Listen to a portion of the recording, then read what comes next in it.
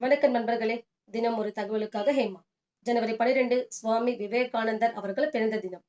தேசிய இளைஞர் தினமாக கொண்டாடப்படுகிறது. சுவாமி விவேகானந்தர் அவர்கள் இந்து துறவி, ஆன்மீக தலைவர் மற்றும் சீர்திருத்தவாதி.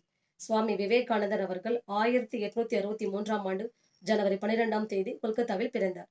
அவரது இயற்பெயர் நரேந்திர தத்தா. ஆன்மீகத்தின் மீது இருந்த பற்றால் தனது பெயரை விவேகானந்தர் என மாற்றிக்கொண்டார். இளம் வயதிலேயே தியானம் மேற்கொண்டு பகுத்தறிவாளராக திகழ்ந்தார். படிப்பு மற்றும் விளையாட்டுகளில் சிறந்து விளங்கினார். இசைக்கருவிகள் வாசிப்பது மற்றும் தியானம் பயின்றார்.